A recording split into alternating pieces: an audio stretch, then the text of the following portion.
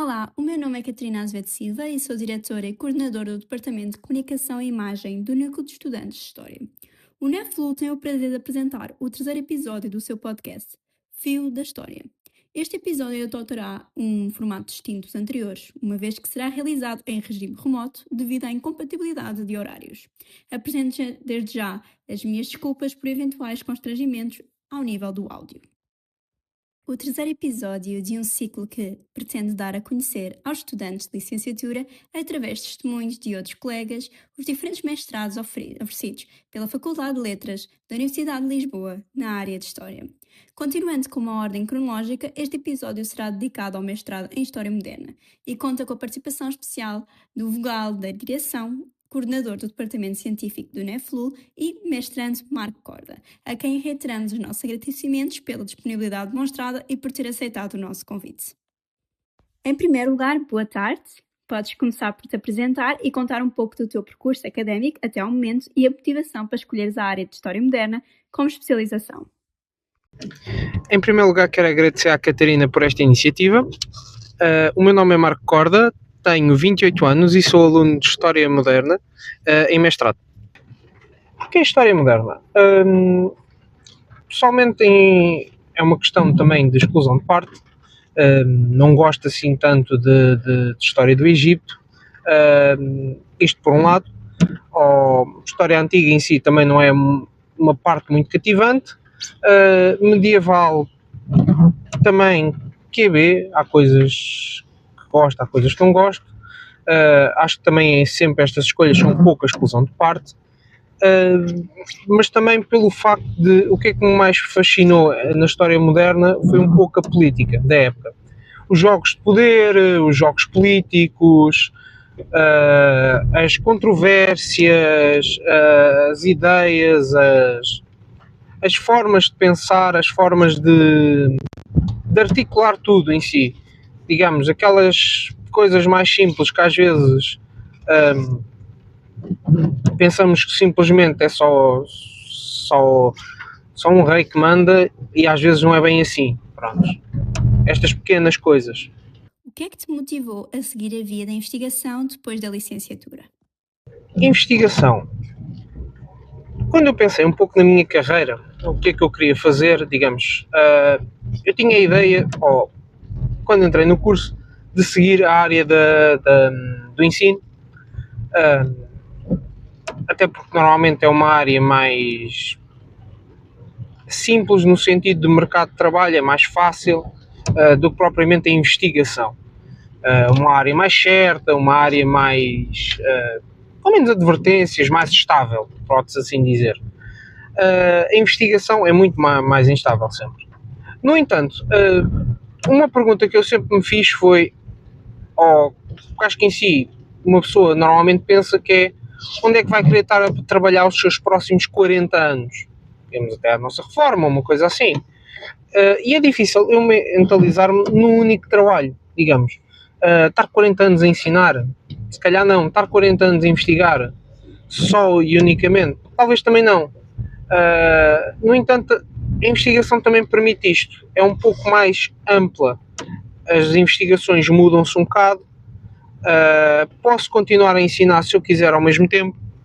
Posso modificar um pouco as investigações, não tem de ser assim tão linear, seja a temática, seja o estilo, e até às vezes podemos interligar com outras épocas, com outros tipos de disciplinas e tudo mais. Porque às vezes as coisas misturam-se, seja com história da arte, seja com filosofia, seja com a economia, seja com várias outras partes. Então isto em si torna possível, digamos, abre um maior leque de alternativas, por isso é que eu pensei mais na investigação do que noutros sentidos. Não quer dizer que eu não vá seguir outros sentidos, no entanto é mais uma opção de aqui tenho mais alternativas. Como é que escolheste o tema de investigação? Podes falar um pouco sobre o mesmo? Como é que eu cheguei ao tema de investigação? eu andei um pouco a passear em diversos temas, desde o meu seminário na licenciatura, assim como os restantes seminários ao longo do mestrado. Andei sempre a fazer temas muito diversos, até não só em questão de temática em si, mas os próprios séculos que eu abordava eram muito diferentes. Eu basicamente eu estou a estudar jesuítas no Japão, e estudei entretanto outros temas nos seminários, desde a educação no tempo do Marquês de Pombal, as reformas pombalinas, o vinho da Madeira, o Marqueses da Angeja, diferentes temas. Como é que eu fui parar aos jesuítas no Japão? Acabei basicamente por pensar numa temática que eu gostava, sempre tive algum interesse nestas partes, até tive algumas cadeiras relativamente a isto, e simplesmente foi mais nisso. Achei por bem experimentar. Pronto. Era algo que eu gostava e experimentar, e se realmente depois tiver até pés para continuar num doutoramento ou algo assim, ou mais para a frente, um dia, pá, bom, se não der, serve para isto, não é algo tão big deal que coisa. Eu diria mesmo que, na minha opinião, faz, experimenta, se temos algum interesse, procuramos nisso. Conselhos darias a quem esteja indeciso em seguir a via da investigação? E o que gostarias de ter sabido antes de começar o mestrado? Conselhos. Procurem, se quem quer ser investigador, tem que estar sempre atento, tem que estar sempre a pensar se quer a dar palestras, conferências, procurar revistas, procurar coisas para publicar. Têm que estar sempre a pensar nisto. Digamos, vocês têm que estar sempre a pensar: estou agora a fazer isto, mas tenho que pensar já mais à frente, ou têm que estar a fazer várias coisas ao mesmo tempo. Esse é o primeiro conselho que eu dou. É alguma coisa também normalmente não, ou não, às vezes não é assim, às vezes até nos dizem antes, e nós descartamos um bocadinho isto, mas é mesmo verdade. Tem que estar sempre assim constantemente. É uma parte prontos, mais chata, se pode assim dizer. Principalmente, acho que seria isso. Epá, acho que às vezes também importa muito a temática, ok? Porque se vocês têm de ter algum interesse, será sempre esse ponto. Digamos, estar a fazer alguma coisa forçada, digamos, vocês não gostam de maneira nenhuma, a parte de, digamos, se não gostarem mesmo de investigação, ou se não gostarem muito daquela temática que estão a investigar, e for muito, muito forçado, vocês vão estar sempre, pá, vai ser sempre uma mentalidade um pouco mais negativa. Acaba por ser um trabalho igual aos outros, só que só alguém que está num trabalho que não gosta, e é basicamente isso, ok? Pronto, estes são os conselhos que eu dou.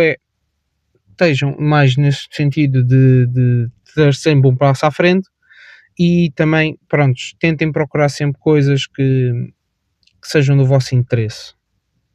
Como foi a transição da licenciatura para o mestrado? A mudança entre a licenciatura e para o mestrado, a principal diferença que se nota, diria eu, é o facto de, já não temos testes, não há forma nenhuma de testes. Eu, pelo menos, não tive nenhum. Não sei se há alguma cadeira que eu não tenha tido, ou noutra época qualquer façam, mas eu, pessoalmente, que eu saiba, da minha informação, não temos testes, só temos trabalhos. Os trabalhos são basicamente iguais ao seminário que tem na licenciatura. É sempre fazer um trabalho, uma investigação, onde se usam fontes, normalmente uma coisa não muito complexa, mas 20 páginas, 30, 40, mais ou menos assim. Não é como uma tese, mas tem algum trabalho com alguma estrutura, uma pequena investigação, uma coisa muito específica, pronto. Diria que essa é a primeira diferença, pronto, porque estes trabalhos, apesar de tudo, dão sempre algum trabalho. Os testes à pessoal, que se calhar em 2, 3 dias antes estuda e está feito. Aqui estes trabalhos demoram alguns meses, seja porque têm que ir a arquivos, seja porque a informação está disponível, seja por diversas razões, bibliotecas, livros, whatever. Têm que andar à procura e não é propriamente fácil, diria que então tipo, têm que preparar um pouco com mais antecedência. Além disso, outras diferenças, as turmas são mais pequeninas, pode às vezes parecer um pouco mais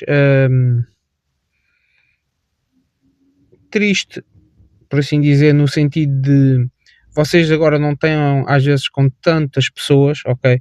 Têm poucas aulas, a maior parte do tempo é para vocês fazerem a vossa investigação, estão mais concretamente em bibliotecas e arquivos. Digamos, não há uma estrutura que diga assim, vocês têm esta aula, ou têm este grupo enorme de aulas. Não, vocês têm 2 ou 3 aulas por semana e é só isso. Por isso podem estar com os vossos colegas e às vezes eu pessoalmente sinto-me às vezes mais motivado estar com os meus colegas a fazer investigação, mesmo que sejam coisas diferentes, mas isto tem de ser vocês a combinar entre eles e as pessoas vão, porque de resto, senão vão estar muitas das vezes em arquivos ou em bibliotecas sozinhos, prontos, e isso pode ser um pouco triste ou desmotivante. Quais foram os momentos mais desafiantes ao longo do teu percurso académico até o momento? Eu diria que, se calhar, o maior desafio, ponto número 1, é escolher um tema. Eu às vezes eu demoro muito a escolher o tema, eu fico a ler, perco-me a ler coisas sobre diversos temas e depois perco-me e às vezes já vou em 2, 3 meses e ainda não sei bem o tema, não sei. Tenho muita coisa e ainda não sei, às vezes é tanta coisa que eu nem sei para o que é que eu quero. Diria que isso é um ponto. Outro ponto às vezes é o desafio das próprias investigações. Às vezes estivermos eu já cheguei a estudar temas que não tinha propriamente livros, biografias, digamos, era algo novo em si. Por exemplo, o tema que eu estudei com o Marquês de Angeja, porque é algo pronto, não há propriamente ninguém a estudar sobre isso e como tal não tinha livros, ou os livros que eu tinha eram imensamente poucos, ou não falavam propriamente do tema da vida deles, ou algo assim. Falaria de coisas adversas, prontos. Digamos, o desafio é, não tenho livros, tenho de ir às fontes, tudo o que eu procuro ou procurei nesse caso, foi baseado em fontes, só usei fontes praticamente, e aí pronto, vocês têm que, é preciso saber lá, ler a paleografia, às vezes não é a coisa mais fácil, às vezes os arquivos não são a coisa mais fácil de lidar, de procurar, de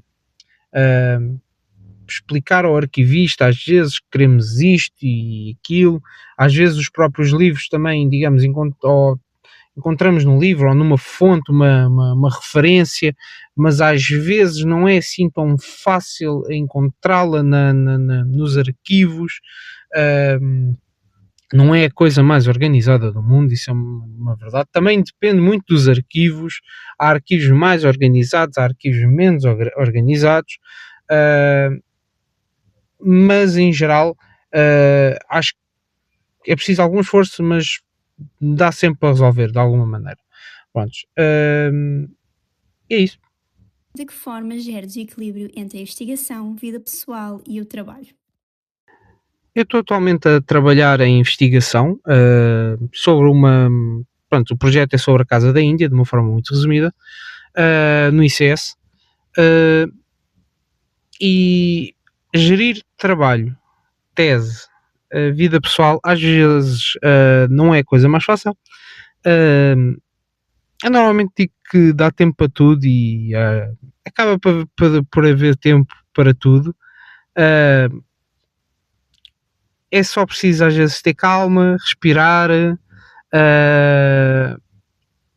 eu pessoalmente, felizmente, não sou uma pessoa muito estressada, então, uh, e gosto de dizer, tudo se faz, pronto. Um, é claro que vai haver dias em que vou trabalho às vezes, dá comigo na cabeça, dá cabo de mim da cabeça, uma pessoa está o dia todo às vezes a olhar para as coisas, fica cansado, ou outras coisas pessoais, ou às vezes a tese, também há dias que é mais complicado, hum, mas isto, em geral, vai haver dias sempre assim, seja com isto, seja com qualquer coisa, vai haver dias que vão chegar ao final do dia e não acabaram de sair do trabalho, não vos vai apetecer de pegar na tese, hum, ou vice-versa, mas em si acho que também hum, acaba por sempre haver um pouco de tempo para tudo. Eu também tenho a facilidade de o trabalho em si ser muitas das vezes estar ligado com os arquivos e posso estar nos arquivos, então posso às vezes ver documentação para o trabalho, ver documentação para a tese, uh, às vezes até tropeço em documentação que está para um lado e dá para o outro, e isso tem esse ponto bom. Acho que a maior parte das vezes é mesmo ter calma, tudo se faz, não há nada assim exagerado. Felizmente também tenho um trabalho que em si, pelo menos eu estou bastante satisfeito. Mesmo que a tese, acho que também estão as coisas a correr calmamente.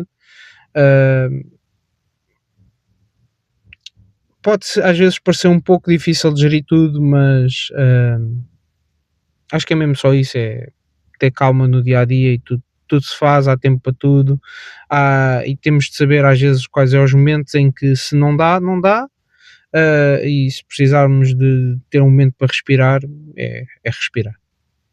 Agora envergando para uma via mais metodológica, que tipo de fontes utilizas normalmente para a realização das tuas investigações e quais são as dificuldades sentidas?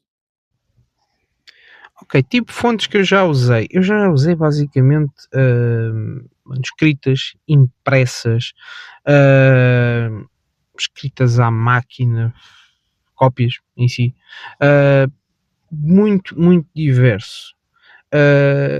Diria que se calhar uma grande parte é ou cartas em si, principalmente agora na minha dissertação em si, muitas são cartas ou guias de viagem, coisas assim, uh, escrito, escritas de viagem, pronto. Mas também já usei muito partes mais burocráticas, digamos, as leis em si, estar a ler as leis, acaba, um, digamos, já tive um bastante leque de variedade. Dificuldades, eu diria que, pronto, número um é o tipo de letra, ok, paleografia nem sempre é o mais fácil, principalmente no início, ok? É um pouco difícil nos habituarmos à escrita, a ler aqueles documentos, é uma questão de treino, ok? Não há outra maneira, não há outra volta a dar, tem mesmo de perder algumas horas a tentar ler aquelas palavras, vão ver que vão perder muitas horas porque aqui não percebem a palavra, mais para a frente é que percebem a palavra, e perdem algum tempo nisto, e às vezes há palavras que vocês não vão conseguir perceber, não há problema. Dá para fazer as coisas mesmo assim, não tem que ler o documento a 100%, ok? Se lerem a 90% já é muito bom. Pronto. Até porque vai haver partes do documento que não vos interessa. Se conseguirem a parte que vos interessa já é muito bom, ok? Isto nos que são de muitas das vezes manuscritos e que têm que aplicar uma poligrafia. Muda também, diria, bastante entre séculos, muda muito no tipo de documentos, ok? Muito pelo escrivão também é um pouco. Vai haver documentos que vocês vão olhar e 10 segundos perceberam aquilo tudo, muito fáceis de ler, vai haver documentos que vão perder imenso tempo.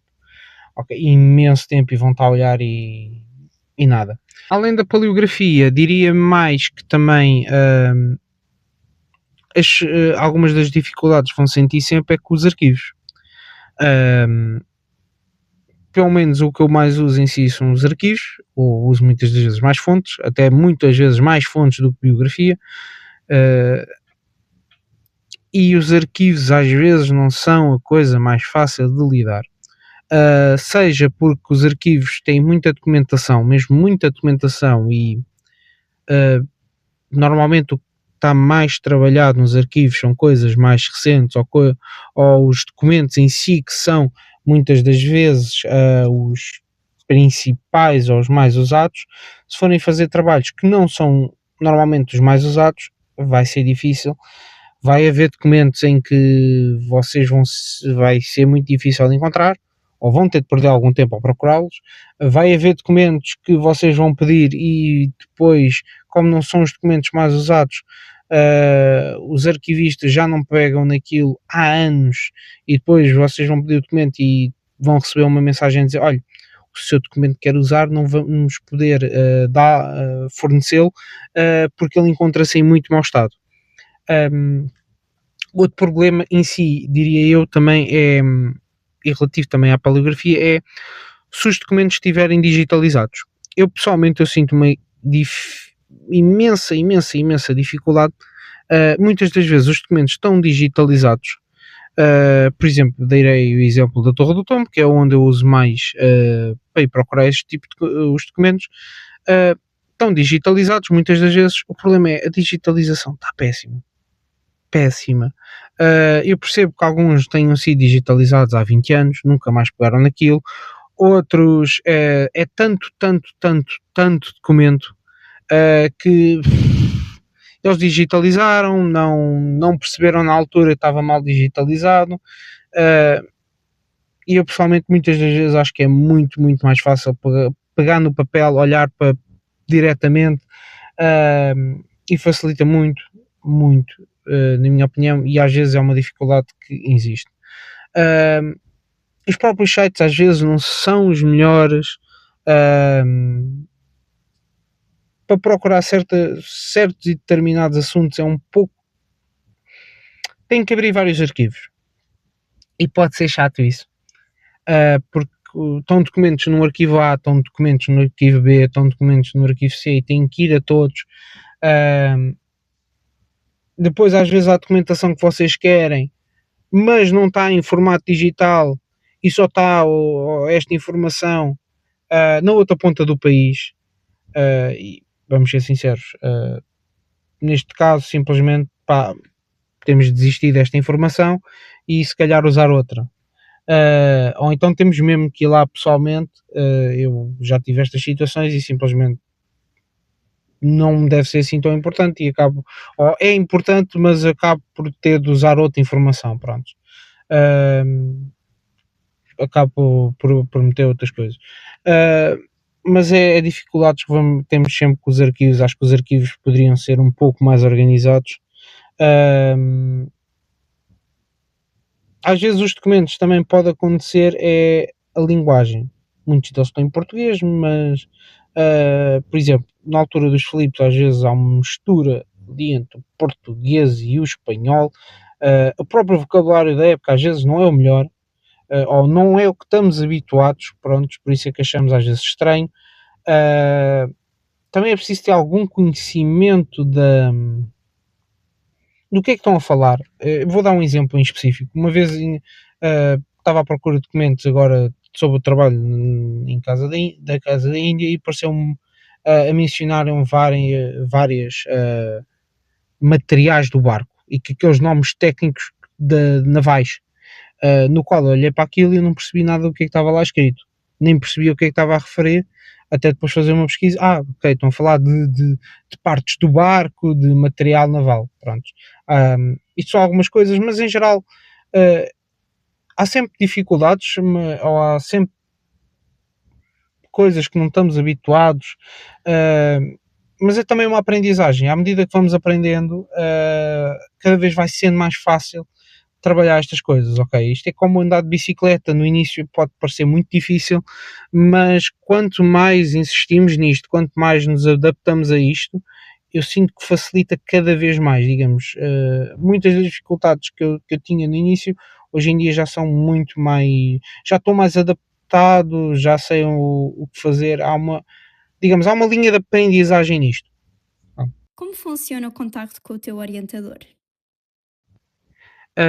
Então, o meu orientador, eu e ele, em geral, damos-nos bem, mas eu basicamente vou falar com ele quando eu preciso, ok? É mais neste sentido.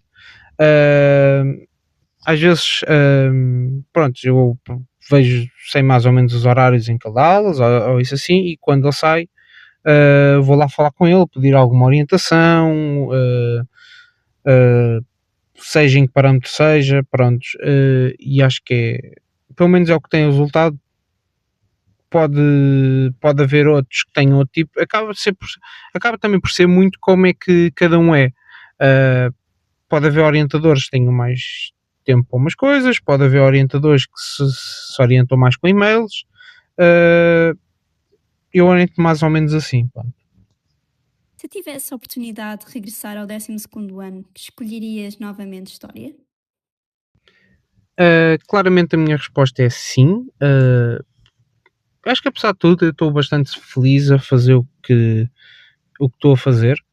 Ah, Pode ser também um caminho, pronto, complicado, a investigação não é a coisa mais fácil, principalmente de ser sempre constante e tudo mais, mas ah, eu acho que em geral voltaria sim a escolher história e estou bastante satisfeito em si com o que aprendi, com o que tenho andado a aprender, com o percurso em si, com as portas que me tem proporcionado. ah, com todos estes parâmetros e não posso dizer que em geral não esteja a gostar, em geral gostei bastante e voltaria claramente a escolher história. Ahm, Nem é uma questão que eu coloco. Damos assim como encerrado o terceiro episódio do podcast do Néfluo Fio da História. Marco, muito obrigada pela tua presença. A todos os ouvintes, um resto de bom dia e espero que tenham gostado.